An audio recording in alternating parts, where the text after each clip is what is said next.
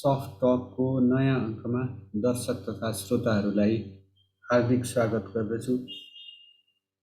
नेपालका मुख्य मुख्य सञ्चार माध्यमहरूले कुन कुन समाचारलाई प्राथमिकताका साथ प्रस्तुत गरेका छन्, आजको प्रस्तुतिमा पनि यसै सम्बन्धमा संक्षिप्त चर्चा गर्नेछु।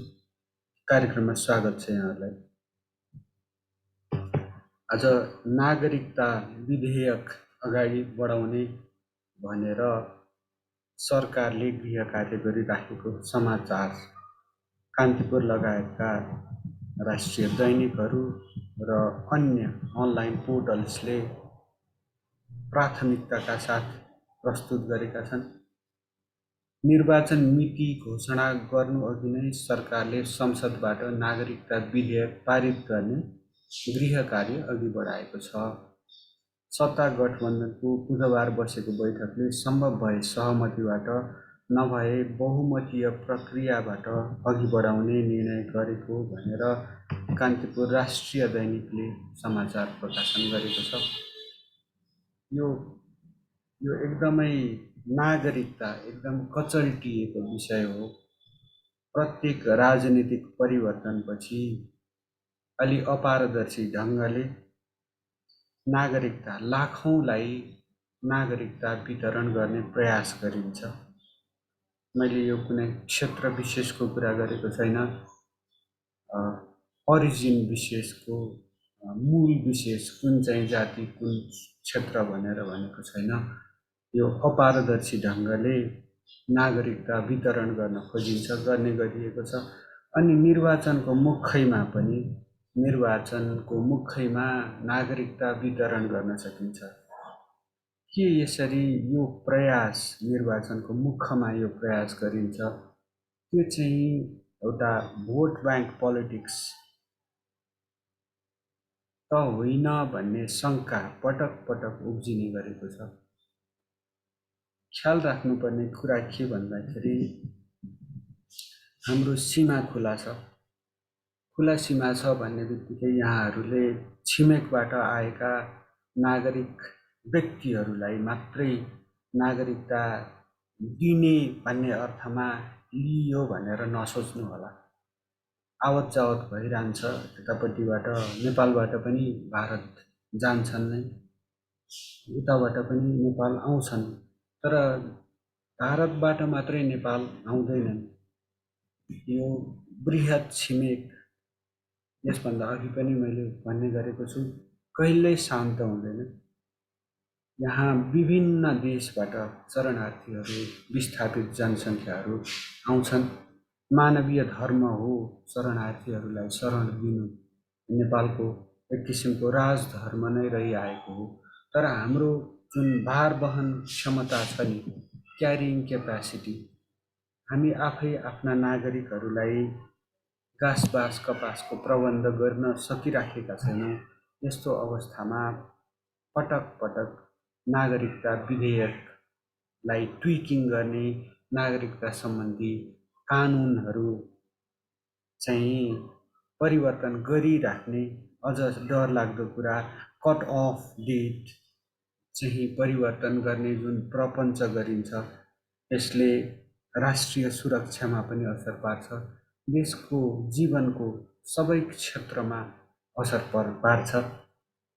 आगामी दिनहरूमा यो मेरो अल्प ज्ञान हुनसक्छ, म गलत ठहर्युँ मेरो कामना छ, तर कुनै जाति क्षेत्र विशेषलाई मैले लक्षित गर्न खोजेको होइन। यो सबैको सरोकारको विषय हो। यो हिमालको सरोकारको विषय हो, यो पहाडको सरोकारको विषय हो, यो तराईको सरोकारको विषय हो। यो कस्तो भन्दाखेरि उस्तै पर्यो भने डेमोग्राफिक शिफ्ट, जनसाङ्ख्यिक विचलन हुने यो परिस्थिति निर्माण हुने अवस्था हो। नेपालीहरू मधेसी मूलका, हिमाली, पहाडी नेपालीहरू नै अल्पमतमा पर्ने यो देशमा त्यससम्मको परिस्थिति सिर्जना हुन सक्छ। त्यही भएर यस सम्बन्धमा आगामी दिनहरूमा विशद अनि गम्भीर चर्चा, संवाद गर्न खोज्नेछौँ। कसैलाई लाञ्छित गर्ने उद्देश्य होइन, एउटा प्रज्ञामूलक एनलाइटनिङ डिस्कसन्स गर्न खोज्नेछौँ। आगामी दिनहरूमा हेर्दै राख्नुहोला। अर्को समाचार आएको छ, कङ्ग्रेस सांसद आरजु देउवाको एउटा अभिव्यक्ति आएको छ। राजनीति शीर्षक अन्तर्गत नागरिक राष्ट्रिय दैनिकले लेखेको छ, प्रधानमन्त्रीलाई घोडा दौडाए चाहिँ दौडाइन्छ भनेर आरजु देउवाले भन्नुभएको छ। काङ्ग्रेसकी केन्द्रीय सदस्य आरजु राणा देउवाले प्रधानमन्त्री भएर काम गर्न निकै गाह्रो रहेको गुनासो सुनाएकी छन् भनेर लेखेको छ। प्रधानमन्त्रीलाई बिहान उठेदेखि सुत्ने बेलासम्म घोडालाई चाहिँ दौडाइ गरेको उनले बताइन् भनेर लेखेको छ। तरुण दल कास्कीले सोमबार पोखरामा विपद व्यवस्थापन नागरिक सेवामा तरुण दलको भूमिका भन्ने यो शीर्षकको कुनै कार्यक्रम गरेको अवसरमा उनले यो अभिव्यक्ति दिनुभएको रहेछ। उहाँले प्रधानमन्त्री हुन सजिलो भए पनि काम गर्न निकै गाह्रो छ। प्रधानमन्त्रीले मिटिङ, सेमिनार, कन्फरेन्स, भेटघाटमा दौडै गर्नुपर्ने उनले बताइन्। मिटिङ, सेमिनार, कन्फरेन्स, भेटघाट, राजदूत यस्तै जे होस् एकदमै व्यस्त समय हुँदो रहेछ। कर्मचारीको दुनियाँ अर्कै छ, राजनीतिक दलको दुनियाँ अर्कै छ। प्रश्न के पनि उठ्छ भन्दाखेरि प्रधानमन्त्रीले प्राथमिकता निर्धारण गर्नुपर्ने होइन र? सबै सम्मेलन, सबै सेमिनार, सबै रिबन कटिङ सेरिमनी सबैमा प्रधानमन्त्री नै उपस्थित हुनुपर्ने भन्ने छ र? उहाँ त यो देशलाई दिशानिर्देश गर्नको लागि, नीतिहरू मार्फत यो देशलाई अगाडि बढाउनको लागि जनताले चुनेको व्यक्तित्व हुनुहुन्छ नि, होइन? अब यो त उहाँको सचिवालयले, उहाँको जुन समूह छ, विज्ञहरूको समूह छ, त्यसले उहाँहरूको जुन कार्यतालिका निर्धारण गर्ने होला त्यस्तो लाग्छ। उहाँको मुख्य अधिकांश समय त देश र देशवासीको भाग्य र भविष्यको चिन्तनमा जानुपर्ने होला, नीति निर्माणमा जानुपर्ने होला। अनि राम्रा नीतिहरू निर्माण गरेर मात्रै हुने होइन भन्ने कुरा त देखिसकेको छ। कार्यान्वयनमा जोड दिनु पर्नेमा होला। कार्यान्वयनको अवस्था कस्तो छ, त्यसको निरन्तर किसिमको अनुगमन हुनुपर्ने, अनि कार्यान्वयन हुन नसकेको अवस्थामा के कति कारणले हुन सकेको छैन त्यो बाधा अवरोध फुकाउनमा उहाँको योगदान हुनुपर्ने होइन र? यसरी हरेक कार्यक्रममा उपस्थित भएर देशको अमूल्य समय, उहाँको समय देशको समय हो, नागरिकको समय हो, त्यो बर्बाद हुनु दुःखको कुरा हो। यो घोडा दौडाएको दौडाइ गरिन्छ भन्ने कुरा पनि आयो। अब यो एउटा समय हुन्छ राजनीतिको पनि, 1 टर्म, 2 टर्म, 3 टर्म, कति टर्म खाने हो, प्रधानमन्त्रीको जुन कार्यकाल कति हुनुपर्ने हो त्यो पनि निर्धारण हुनुपर्ने हो कि अब यसरी घोडा दौडे चाहिँ दौड्न सकिँदैन, अब विश्राम लिनुपर्छ भन्ने चेत पनि आउने बेला भयो कि? किन भन्दाखेरि मान्छेका शारीरिक, मानसिक क्षमताहरूका सीमितताहरू हुन्छन्। उमेर बढ्दै जाँदाखेरि त्यो पनि कमजोर हुँदै जान्छ। त्यसैले बिस्तारै विश्रामतर्फ लागेर अलि तन्नेरी घोडाहरूलाई दौडमा समावेश गर्दाखेरि कस्तो होला, यो विचार गर्नुपर्ने पक्ष छ। यस देशको राष्ट्रिय सुरक्षामा चिन्ता लाग्दा परिस्थितिहरू, चिन्ता लाग्दा घटनाहरू पटक पटक भएका छन्। हाम्रो सिमाना मिचिनु यो दिनदिनै हुने प्रक्रिया जस्तो, कुनै नयाँ कुरा नहुने जस्तो बडो दुःख लाग्दो परिस्थिति उत्पन्न भएको छ। यसै सम्बन्धमा अन्नपूर्ण कोषले आजको अङ्कमा 10 गजामै चीनले लगायो बार भनेर समाचार प्रकाशन गरेको छ। गोर्खा डेडलाइन भएको यो समाचार छ, अंश पढेर सुनाउँछु। गोर्खाको चुम्नुब्री गाउँपालिका 1 को रुइला नाकामा चीन सरकारले 2 देशीय समन्वय नगरी तारबार लगाएको छ भनेर समाचारमा उल्लेख छ। सिमानामा संरचना बनाउँदा अपनाउनुपर्ने कुनै पनि मापदण्ड नगरी तारबार लगाइएको हो। यस विषयमा न परराष्ट्र मन्त्रालय जानकार छ न त जिल्ला प्रशासन कार्यालय नै भनिएको छ। समाचारमा गोरखाका प्रमुख जिल्ला अधिकारी शङ्करहरि आचार्यलाई उद्धृत गरी भनिएको छ, सीमा क्षेत्रमा तारबार गरिएको बारे जिल्ला प्रशासन कार्यालय गोरखामा कुनै पनि जानकारी छैन र समन्वय पनि गरिएको छैन। यता परराष्ट्र मन्त्रालय पनि यो विषयमा आंशिक मात्रै जानकार देखिन्छन्।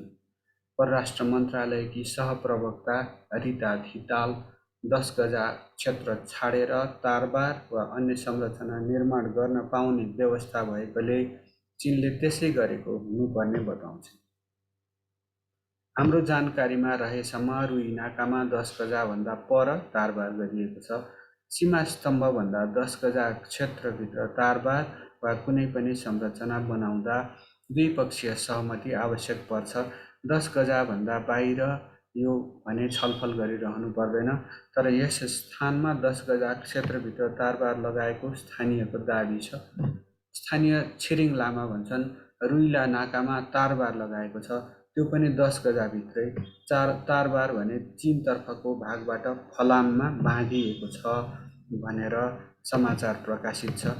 यो बडो चिन्ताको विषय हो। मुख्यतः भारतले नै सीमा अतिक्रमण गरेको समाचारहरू पटक पटक आउने गरेको हो, आइरहेकै हुन्छ, दैनन्दिन जसो आइराखेको हुन्छ। यसमाथि चीनले पनि अब हाम्रो भूभाग अतिक्रमण गरेको, 10 गजाको उल्लङ्घन गरेको, 10 गजा अतिक्रमण गरेको समाचारहरू आइराखेका छन्। यो बडो चिन्ताको विषय हो। यो टेरिटोरियल कार्टोग्राफिक एग्रेसन भन्छन् नि जसलाई, त्यो त एउटा कुरा भयो।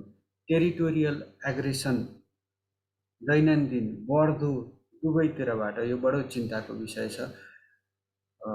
दक्षिणतिरबाट पनि भारतको तर्फबाट पनि अतिक्रमण भइराखेको समाचार आइराखेको छ, अनि चीनको तर्फबाट पनि अतिक्रमण भइराखेको भन्ने समाचारहरू त्यति बाक्लो नभए पनि आइरहन्छन् पटक पटक। यसले नेपालको चिन्ता चासो बढाएको छ। एउटा भौगोलिक अखण्डताको कुरा हुन्छ, राष्ट्रिय सार्वभौमिकता खुम्चिएको कुरा हुन्छ। हाम्रा छिमेकीहरू साँच्चै नै भर गर्न हुने किसिमका नभएको हो कि भन्ने एउटा शङ्का, एउटा निष्पक्ष मन मस्तिष्कले तटस्थ भएर सोद्धाखेरि जसले पनि पाए नेपालकै भूमि मिच्ने जुन प्रवृत्ति देखिएको छ, यो बडो चिन्ताको विषय छ। यस सम्बन्धमा साँच्चै हो नै भने सत्य तथ्य अनुसन्धान होस्, हो नै भने यस्ता घटनाहरू हुँदाखेरि चीन र भारतका प्रतिनिधिहरू जुन देशको तर्फबाट भएको छ, तिनीहरूलाई परराष्ट्र मन्त्रालयमा बोलाएर स्पष्टीकरण लिने जस्तो प्रक्रियाहरू थाल्नुपर्छ कि उच्च स्तरीय भेटघाटका क्रममा यस्ता मुद्दाहरू उठाउनुपर्छ कि यो एक जुन न्यारेटिभ छ नि, हामी चीनबाट पनि सुरक्षित नहुने, भारतबाट पनि सुरक्षित नहुने भन्ने किसिमको यो सङ्कथन यो अझ गम्भीर हुँदै गयो भने यो देशको सुरक्षाको लागि कतै न कतै यसको देशको सार्वभौमिकताको रक्षाको लागि हामीले अझ इन्टरनेसनल कम्युनिटीसँग, अन्तर्राष्ट्रिय समुदायसँग पनि आफ्नो सम्बन्ध अझ सुदृढ गर्नुपर्ने हो कि हाम्रो परराष्ट्र नीतिको मुख्य फोकस, मुख्य प्राथमिकता अहिले छिमेकी नै बढी देखिएको छ। हाम्रो अन्तर्राष्ट्रिय एन्गेजमेन्ट्सहरू, संलग्नताहरू अलि खुम्चिएको जस्तो अवस्था छ। तर आफ्नो एउटा सोभरिन्टीको ग्यारेन्टर खोज्नुपर्ने जस्तो कठिन परिस्थिति त कतै उत्पन्न हुँदै छैन। दुई देशहरू माथि उठ्दै गर्दाखेरि, दुई देशहरू विश्व रङ्गमञ्चमा चम्किँदै गर्दाखेरि हामीले कतै एक्सटर्नल ग्यारेन्टर, एउटा एक्सटर्नल पार्टनर त खोज्नुपर्ने नमिठो परिस्थिति त उत्पन्न हुँदै छैन। अनि यसले यस्तो भयो भने यस्तो जुन इन्भल्भमेन्ट, संलग्नताले यी दुई देशहरूको सुरक्षा चासो अझ बढी बढाउने नै छ। नेपाल पनि थप चेपमा पर्ने जस्तो परिस्थिति, बडो जटिल परिस्थिति देखिने हो कि भन्ने चिन्ता छ। यसतर्फ चीन तथा भारत दुवैको ध्यान जानु जरुरी छ भन्ने जस्तो लाग्छ। आगामी दिनका संवादहरूमा पनि हामीहरूले यी विषयहरू पनि उठाउन खोज्नेछौँ। शान्तिपूर्वक कसरी बस्ने, यो दुईटा विशाल छिमेकी, विशाल अर्थतन्त्रहरू विश्वव्यापी प्रभुत्वको लागि सङ्घर्ष गरिराखेको बेला नेपाल अझ चेपिँदै गरिराखेको अवस्थामा राष्ट्रिय सार्वभौमिकता, राष्ट्रिय अखण्डताको संरक्षण कसरी गर्ने, यस सम्बन्धमा पनि आगामी दिनहरूमा प्रस्तुतिहरू दिने नै छौँ। यो हिन्दुकुश क्षेत्र भूकम्पको जोखिम भएको क्षेत्र हो। हाम्रो नेपाल पनि यो साइस्मिक फल्ट जोन भन्छन् नि, यो भूकम्पको उच्च जोखिम भएको क्षेत्र। यो जुन हिमालहरूको सिर्जना भएको छ, पहाडहरूको सिर्जना भएको छ, त्यसमा इन्डो तिब्बतन, भारतेली र तिब्बतेली टेक्टोनिक प्लेट्सहरू ठोकिएर निर्माण भएका हुन् भनिन्छ। दिनका दिनै जसो सानोतिनो म्याग्निट्युडको भूकम्प त गइराखेको हुन्छ नेपालमा। यो अति सक्रिय क्षेत्र हो। अहिले हालसालै पनि भूकम्प गएको छ।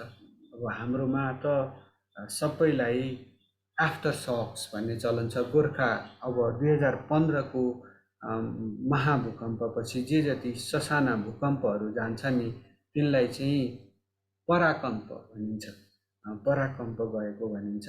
अहिले पनि 4.6 म्याग्निट्युड क्यारे यसको भूकम्प गएको छ। कास्कीपछि गोर्खामा पनि भूकम्प गएको भनेर लोकान्तर.com ले लेखेको छ। बिहिबार बिहान गोर्खालाई केन्द्रबिन्दु बनाएर भूकम्प गएको छ।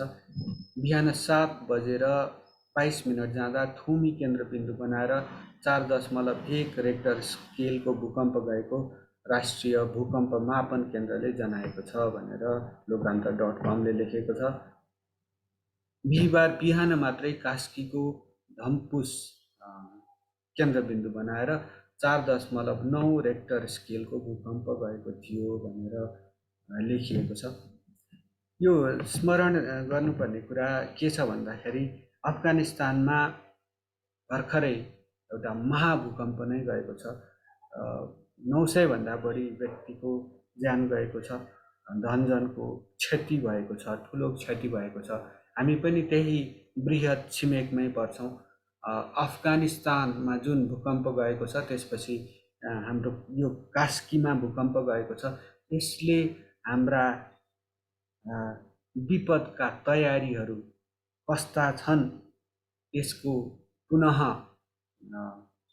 चेक जाँच गर्नुपर्ने, त्यसको अपडेट गर्नुपर्ने, तयारी अवस्थामा बस्नुपर्ने जुन आवश्यकता छ त्यसप्रति सरकारलाई र नागरिकलाई झकझक्याएको हो कि यी भूकम्पका धक्काहरू गइरहने देशमा सरकार, राज्य, नागरिक समाज, सुरक्षा रक्षा निकायहरू जागा नै हुनुहुन्छ होला भन्ने आशा गरेका छौँ, अपेक्षा गरेका छौँ। तयारी कस्तो छ पुनः एकपटक मूल्याङ्कन गर्ने बेला भएको हो कि भूकम्पले यस्तै सङ्केत यस्तै सन्देश दिइराखेको छ कि आज पनि अलिक कम बोल्छु भन्ने सोचेको थिएँ, धेरै बोलियो। म मात्रै बोल्न चाहन्न, यहाँहरूको पनि आवाज सुन्न पाऊँ। कार्यक्रमको बारेमा प्रतिक्रिया दिनुहोस्, सल्लाह दिनुहोस्, सुझाव दिनुहोस्। यसलाई संवादको एउटा माध्यम बनाऊ। नागरिक पत्रकारितालाई नागरिकका चासो, यस देशका चासोहरूलाई एउटा स्थान दिने, निष्पक्ष भएर स्थान दिने, सबैका कुरा सुनिने एउटा मञ्च बनाऊ यसलाई। यसका लागि यहाँहरूको सद्भाव रहोस्, साथ रहोस् सधैँभरि। कार्यक्रमप्रति प्रतिक्रिया दिन, सुझाव दिन अनि यहाँहरूको मन छोयो भने लाइक गर्न, अझ सब्सक्राइब गरिदिनु हुन अनुरोध गर्दछु। कार्यक्रम हेरिदिनु भयो, सुनिदिनु भयो, धेरै धेरै धन्यवाद।